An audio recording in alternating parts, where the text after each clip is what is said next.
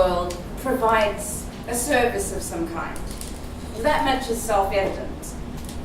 And service provision is a simple matter of supply and demand.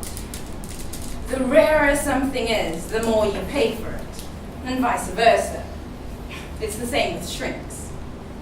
Maybe I shouldn't be saying this, and maybe it's an open secret, but it's been obvious to me for a while that though only few people really need us, damn near everybody above a certain wage bracket feels like they ought to have one. They want a psychiatrist on call, on tap, on speed dial, on their Christmas card list, on their health insurance, or just on, basically. Available in case of emergencies, there to soothe worries away, to siphon off the bile so they don't get caught bitching to the colleague or have a panic attack in a board meeting and wave bye-bye to the promotion. They want a welcoming voice, a forgiving heart, a listening ear, someone who'll never reject them. As a shrink, I'm in demand. And believe me, I charge a lot because I'm the only one of me. The only one who will do what I do. Unconventional? Sure. Unprofessional? I'll see you in court. But effective? Oh yes. My Rocco approach, my unique technique is simple and therefore beautiful and therefore true and therefore right. It's called Stop Wasting My Fucking Time! Well, that's what I call it. To my patients and eager, desperate, hopeless millions who buy my self-help books, it's called Purposeful Impatience Paradigm. For short. What it means in practice is that instead of letting my patients drone on self-indulgently about whatever enters their cluttered heads, I take action. I don't just sit and nod and note. I make judgments. I take responsibility. I ask questions and I give them answers, which is all frankly most people want. Something to do and someone to tell them to do it. And of course, someone to point the finger at it if it all goes wrong. But I get them to sign a watertight waiver beforehand, naturally, so they usually end up blaming their mothers as per usual. Therapy can be dangerous, but not if you have a good lawyer. So, when other shrinks get cases they can't crack in the usual way, i.e. by nodding and listening and prescribing a couple of maracas worth of Prozac, they hand off their troublesome clients to me, and I don't know if you've ever seen the movie Nikita. Victor the Cleaner. That's me. With depressives, obsessives, neurotics, psychotics, maniacs, and every other flavor of crazy. The other shrinks are a little scared of me, I think. Scared of my power over the minds of these hopeless cases. As if they couldn't do the exact same thing themselves. As if anyone couldn't. As if only they had the balls. Okay. Enough foreplay. One of my new patients, Lieutenant Colonel Jeremy Holtz, formerly of the US Navy, on semi-permanent sick leave since Guantanamo. Hallucinations, bedwetting, night sweats, hydrophobia, prize for the best guess why. No. Water torture. I keep him standing in front of my desk, at ease, like a high-tension cable, drawn and wasted. Poor fucked-up bastard can barely stand, he's so wiped out.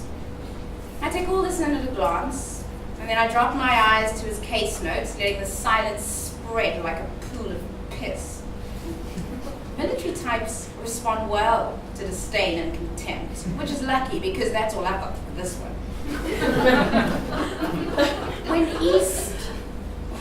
When east, whether near, middle, or far, meets west in any context, east usually gets fucked and people get hurt.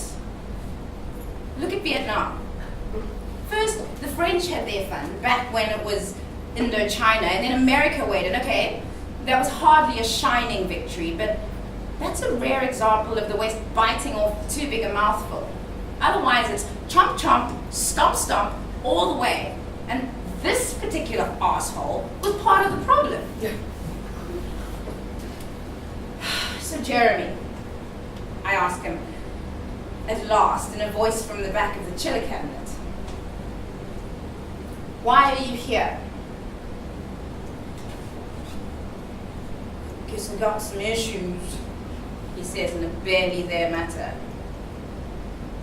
That you have, I agree dryly. A whole slew of them. Dr. Mason said you could help me, he says, staring at the rug. I can help you, if you're honest with me, I say. It comes out sounding more threat than promise, which is fine by me.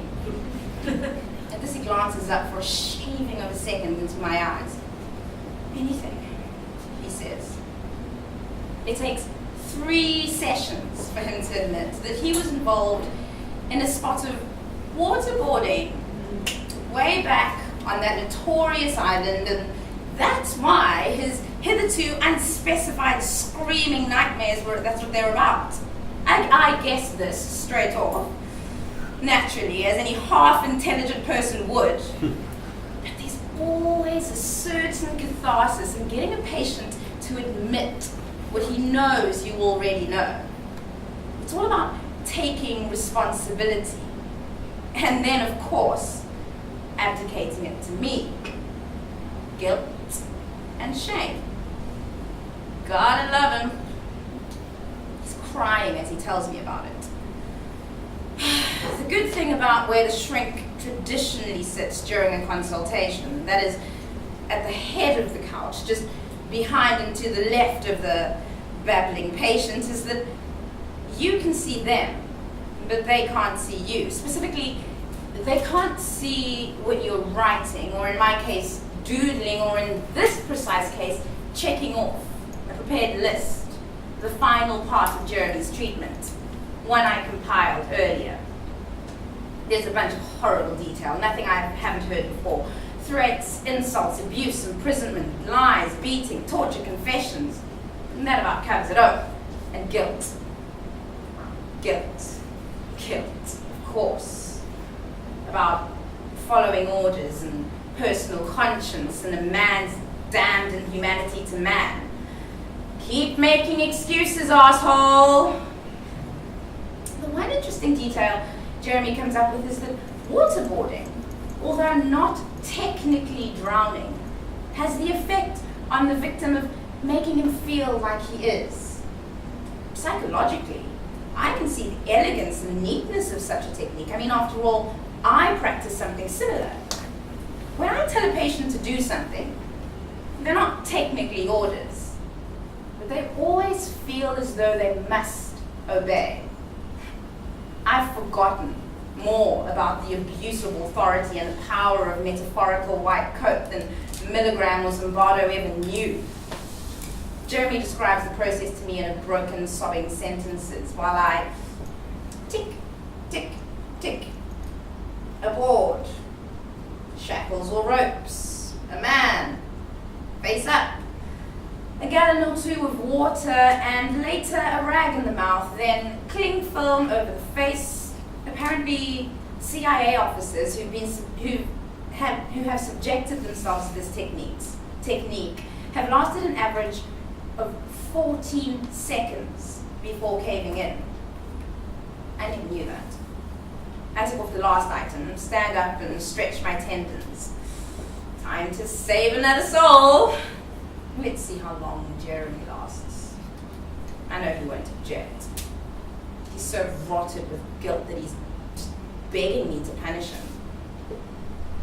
I jiggle the key to my private therapy room in anticipation of one more miracle cure, one more grateful client. What can I say? It works. You should see what I do to the brain